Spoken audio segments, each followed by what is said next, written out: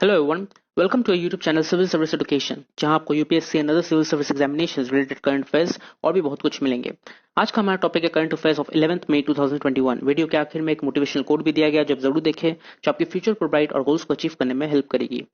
पहला point, India records 3,493 new deaths. India recorded 3,05,284 new COVID-19 cases until 9:30 p.m. on Monday. As many as 3,493 new deaths were also registered. So India ने last 24 hours में 3,05,284 new cases record किए और 3,493 new death भी record की गई। India में total cases की जो रिपोर्ट आई है वो है 2,29,67,832 केसेस एंड टोटल डेथ जो हुई है वो है 2,49,641। कर्नाटका में सबसे ज्यादा इन्फेक्शन देखी गई है 39,305, जो महाराष्ट्र को बीट कर दिया है टोटल केसेस में। महाराष्ट्र में अब 37,236 केसेस रिकॉर्ड की गई और तमिलनाडु में 28,978 न्यू केसेस रिकॉर्ड की गई। कर्नाटका में सबसे ज्यादा लोग मारे गए 596, उसके बाद कुछ ही दूर में है महाराष्ट्र जहां पे 549 लोग मारे गए एंड देन उत्तर प्रदेश में 278 लोग मारे गए। ये जो डेटा है इसमें छत्तीसगढ़, झारखंड, आसाम, अंडमान निकोबार और लद्दाख, इन सब जगह की केसेस और डेथ की जो डेटा है वो रिकॉर्ड नहीं की गई है। और ये डेटा जो है वो रेस्पेक्टिव स्टेट के हेल्थ बुलेटिन से लिया गया है। Next, the daily average COVID-19 vaccination rate has fallen sharply since mid-April. Only 6.89 lakh vaccine doses were administered in the country in the 24 hours ending 7 a.m. on Monday, which is 12.86 lakh doses fewer than that was recorded in the previous 24 hours. So ये देखा गया है कि last 24 hours में only 6.89 lakh vaccine doses administer की गई, मतलब 6.89 लोगों को वैक्सीन दिया गया है, जो कि प्रीवियस 24 आवर्स में 12.86 लाख था। सो बहुत ज्यादा घट चुका है। However, it is around 3.5 lakh doses more than that was recorded in the same period a week ago. So last week में 3.5 लाख कम डोजेस दी गई थी, लेकिन फिलहाल 6.89 लाख डोजेस दी गई है, जो कि देखा जा रहा है कि इंडिया में वैक्सीनेशन जो दिया जा रहा है वो बहुत ही शार्पली डिक्लाइन हुआ है, बहुत ही ज्यादा कम हो चुका है। The daily vaccination rate in the country has fallen sharply since mid-April. So mid-April से अब तक बहुत ज्यादा गिर चुका है वैक्सीनेशन एडमिनिस्ट्रेशन कंट्री में। Next, bodies of suspected COVID-19 victims found floating in Ganga. Videos of several bodies of suspect COVID-19 victims floating at Mahadev Ghat of the Ganga at Chausa village in Bihar have gone viral on the social media, sparking outrage and shock. Officials who visited the site said the bodies might have floated in from the adjoining district of eastern Uttar Pradesh. So, Bihar के Chausa village में जो महादेव घाट है, गंगा घाट, वहां पे देखा गया कि कोविड-19 victim के बॉडी फ्लोट हो रही है। वहां पे बहुत 2-3 बॉडीज फ्लोट हो रही थी। तो जब ऑफिशियल्स वहां पहुंचे और बॉडीज को निकाली तो ये जानने में आया कि ये बॉडीज ईस्टर्न उत्तर प्रदेश से गंगा में बहा दिया गया है। Chausa is about 10 kilometre from the headquarters of Buxar adjoining eastern Uttar Pradesh. सो ये उत्तर प्रदेश से बिहार में सेंड किया गया या फिर गंगा में बहा दिया गया तो उत्तर प्रदेश में, जो बिहार तक आ चुकी है। सो ये उत्तर प्रदेश गवर्नमेंट के ऊपर अब सवाल खड़ी होती है कि ऐसा कैसे हो सकता है, कोविड-19 पेशेंट को, कोविड-19 विक्टिम्स को कैसे इस तरीके से कोई बहा सकता है। Next, vaccine production is being gradually ramped up. The center informed the Supreme Court that the production capacity of COVID-19 vaccines have been gradually ramped up. In light of the immunization drive, the vaccine production was expected to increase in the next couple of months. So, जो next couple of month में vaccine production increase होने वाला था, वो अब कहा गया centre की तरफ से कि अब वो प्रोडक्शन बहुत जल्द से जल्द आ जाएगा, क्योंकि जो प्रोडक्शन है उसको बढ़ा दिया गया है। The Serum Institute of India had ramped up the production from 5 crore doses a month to 6.5 crore doses. So, Serum Institute of India ने कहा था कि वो लोग कोविशील्ड वैक्सीन बनाएंगे, पर मंथ 5 करोड़ डोजेस दी जाएगी, लेकिन उन्होंने कहा कि अब हम लोग ने बढ़ा दिया है, रैम्प अप कर दिया, 5 करोड़ की जगह 6.5 करोड़ दी जाएगी और जुलाई में और भी ज्यादा इंक्रीज की जाएगी। और भारत बायोटेक ने कहा कि कोवैक्सीन भी 90 लाख जो मंथ में प्रोड्यूस करने वाली बात थी, अब वो मंथ में 2 करोड़ डोजेस प्रोडक्शन करेगी। Next, Center seeks a free hand in COVID-19 management. The center wants the judiciary to keep its hands off the management of the COVID-19 crisis and its waves and surges. So center ने judiciary systems को कहा, मतलब high court और supreme court को कहा कि आप लोग हमारे मैनेजमेंट से दूर रहे. हम लोगों का जो कोविड-19 क्राइसिस का जो वेव्स है, सर्जेस है, ये सब हमको पता है और आप लोग को ये सब कहने की कोई जरूरत नहीं है, क्योंकि लास्ट कुछ वीक्स से सेंटर फेल हो रही है ऑक्सीजन प्रोवाइड करने के लिए, वैक्सीनेशन प्रोवाइड करने के लिए. बहुत जगह शॉर्टेज हो रही थी और ऑक्सीजन की शॉर्टेज की वजह से बहुत लोग मारे भी गए हैं और सेंटर ने ये अपने कंधे पे नहीं लिया. वो हमेशा कहते रहे कि ये स्टेट का फॉल्ट है, लेकिन ये सेंटर का ही फॉल्ट है, क्योंकि सेंटर ही है जो हर एक स्टेट को जितना एलोकेटेड ऑक्सीजन है वो वहां पे भेजा जा सकता है, लेकिन ऐसा नहीं किया गया सेंटर की तरफ से. इस वजह से हाई कोर्ट्स ने और सुप्रीम कोर्ट ने सेंटर को कहा कि आपका ही ये काम है और आपको ही करना पड़ेगा. तो उनको बहुत कुछ कहा गया था सेंटर को. इस वजह सेंटर ने कहा कि जुडिशरी सिस्टम को ये मैनेजमेंट से बाहर रहना पड़ेगा. लेकिन the judiciary's attitude can be clearly understood from the words of Justice D.Y. Chandrachud to the center. He made a point to say that courts refuse to remain a mute spectator to a national calamity, but it is together with the government to help the center ease the pain of people. So, justice D.Y. Chandrachud ने, जो supreme court के जज है, उन्होंने कहा कि court जब national क्लाइमिटी हो रही है, जब इंडिया में एक नेशन में ऐसी क्लाइमिटी हो रही है, तब एक कोर्ट चुपचाप नहीं देख सकती, वो म्यूट स्पेक्टेटर नहीं बन सकता, उसे कुछ करना पड़ेगा. और हम लोग मिल के सेंटर की हेल्प कर सकते हैं ताकि जो लोगों का जो पेन है वो कम हो सके. सो इस वजह से सेंटर ने कहा था कि आप कुछ हेल्प ना करें, आप लोग कुछ ना कहे, लेकिन सुप्रीम कोर्ट ने कहा कि हम लोग चुप नहीं बैठेंगे, हम लोग बोलेंगे. Next, calls grows for government to boost help spending. The government has been evading its responsibility for the ongoing COVID-19 crisis and should fulfill its obligation by boosting public health spending and increasing vaccine supply, among other steps. And group of civil society organization under the umbrella of Jan Swasthya Abhiyan said on Monday. So, जन स्वच्छता अभियान एक society civil society organisation है. उन्होंने कहा कि government अपने responsibility से भाग रही है. सेंट्रल गवर्नमेंट हमेशा दूसरे के ऊपर इल्जाम लगा देती है कि स्टेट गवर्नमेंट के ऊपर कर देती है कि इनके वजह से फेलियर हो रहा है, लेकिन कभी भी अपने ऊपर रिस्पॉन्सिबिलिटी नहीं ले रही है, अपने इल्जाम को खुद के ऊपर नहीं ले रही है. सो ये सेंटर का काम है कि आप अपना रिस्पॉन्सिबिलिटी ले. जो हेल्थ स्पेंडिंग है, जो पब्लिक हेल्थ के ऊपर जो खर्च है, वो आपको थोड़ा बढ़ाना पड़ेगा और जो वैक्सीन सप्लाई है उसको भी इंक्रीज करना पड़ेगा. ये आपकी दायित्व, ये आपकी काम है, ये स्टेट का काम नहीं है, ये सेंटर का काम है.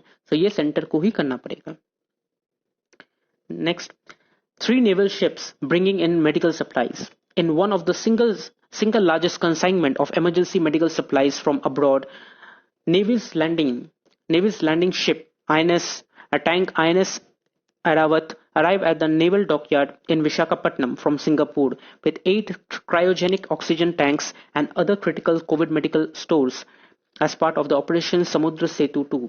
So, जो नेवी के स्पेशल टैंक है, स्पेशल शिप्स जो है, उनमें से है INS ऐरावत, जो सिंगापुर से विशाखापट्टनम पे डॉक हुआ है और उसमें 8 क्रायोजेनिक ऑक्सीजन टैंक्स और क्रिटिकल कोविड-19 जो मेडिकल्स है वो सबको लाया गया है. और ये जो ऑपरेशन किया गया है, ये ऑपरेशन का नाम दिया गया है Samudra Setu 2. In addition, INS Trikant and INS Kolkata reached Mumbai and New Mangalore respectively with oxygen-filled containers from West Asia. So, इसके साथ ही साथ INS Trikant and INS Kolkata, ये दोनों मुंबई और न्यू मैंगलोर रिस्पेक्टिवली वहां पे पहुंच गई है ऑक्सीजन फिल्ड कंटेनर्स के साथ, जो वेस्ट एशिया से लाया गया है. Next, slow vaccination pace puts India at risk of more waves. Fitch Ratings has warned that India's slow pace of vaccination means that the country would remain vulnerable to further waves of COVID-19 even once the current surges subsides. So, Fitch Ratings का ये कहना है कि India का जो vaccination इतना slow चल रहा है, वैक्सीनेशन का पेस जो इतना स्लो हो चुका है, इससे यही देखा जा रहा है कि इंडिया हमेशा कोविड-19 वेव के अंदर जूझती रहेगी. मतलब अगर ये सेकेंड वेव अगर कट भी गया तो वेव थर्ड वेव आ जाएगा, क्योंकि वैक्सीनेशन बहुत स्लो चल रहा है.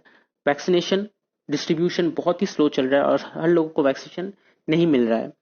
तो इस वजह से कोविड-19 का जो वेव्स है वो आते ही रहेगा.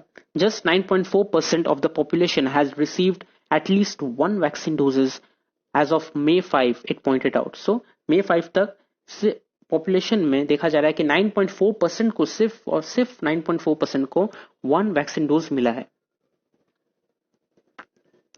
Next, growth may slip to 8.2% if wave peaks in June. India's growth this year could slip to 8.2% if COVID-19 cases continue to rise till end of June. Rating agency CRISIL said as economic risk from second wave escalate. So ये कहा जा रहा है कि अगर end of June तक ये surge रहा, ये कोविड-19 केसेस का सर्ज रहा और अगर ये केस और भी ज्यादा बढ़ा तो इंडिया 8.2 से और भी नीचे गिर जाएगी. और ये रेटिंग एजेंसी क्राइसिल का कहना है. The agency which has estimated 11% growth of financial year 2022 said that its base case will hold true only if the surge in COVID-19 cases and lockdowns across the country peak by mid-May and risks are firmly tilted to the downside at this point. So उनका ये कहना है कि वो उन लोगों ने estimate किया था कि 2022 में फाइनेंशियल ईयर 2022 में 11% का ग्रोथ होगा, लेकिन अगर कोविड-19 केसेस मिड मई तक रहा और उसके बाद गिर गया तो ही 11% होगा. लेकिन अभी की हालत में ये देखा जा रहा है कि अभी डाउन साइड में ही जा रहा है, क्योंकि जून तक ये कोविड-19 केसेस जा सकती है और अगर जून तक गई तो 11% ग्रोथ नहीं होगा, 8.2% तक गिर जाएगी. Next, Bangladesh opts for China's vaccine. Bangladesh will receive a major consignment of China-made vaccine doses for the pandemic, which will arrive on Wednesday. So Bangladesh ने अब कहा कि हम लोग चाइना मेड जो वैक्सीन है, सिनोफार्म वैक्सीन, उसको हम लोग लेंगे और ये एक मेजर कंसाइनमेंट है जो वेडनेसडे को वहां अराइव हो जाएगा. Dhaka began sourcing Covishield vaccine from Pune Serum Institute of India earlier this year, but had to diversify for Sinopharm as the Serum Institute of India had delayed the delivery of least 2 million doses that Bangladesh has already purchased from the vaccine manufacturer. So, Dhaka ने, बांग्लादेश ने Covishield Pune serum institute of India की तरफ से उन्होंने Covishield खरीदा था, लेकिन serum institute of India ने प्रोडक्शन बहुत ही स्लो हो चुका था और इंडिया में ही वैक्सीन की बहुत कमी हो चुकी थी, तो इस वजह से अब डिले हो चुका है कि वहां पे अब डिलीवरी नहीं जा रही है. 2 मिलियन डोजेस जो बांग्लादेश ने ऑलरेडी खरीद चुका था सीरम इंस्टीट्यूट ऑफ इंडिया की तरफ से, लेकिन वो 2 मिलियन डोजेस डिलीवर नहीं किया गया और उसमें डिले कर दिया गया है. सो इस वजह से बांग्लादेश ने कहा कि ठीक है, कोई बात नहीं, हम लोग चाइना का जो सिनोफार्म वैक्सीन है हम लोग वो खरीद लेंगे, हम लोग उससे काम चलाएंगे, कोविशील्ड की जरूरत नहीं है. Next, Taliban Afghan forces declare Eid truce. The Taliban and Afghan government on Monday declared a 3-day ceasefire for this weekend's Eid al-Fitr holiday, following a sharp spike in violence as Washington goes about withdrawing its remaining troops from Afghanistan. So, जब Washington USA ने ये decision ले लिया कि अफगानिस्तान से USA soldiers जो है वो वापस आ जाएगी अमेरिका में, वहां पे वो लोग छोड़ देगी. अफगानिस्तान के साथ जो वॉर था, वहां पे जो तालिबान के साथ वॉर था, वो अब ट्रूस में बदल चुका है यूएसए के साथ और यूएसए अपनी जो फोर्स है वहां से हटा लेगी.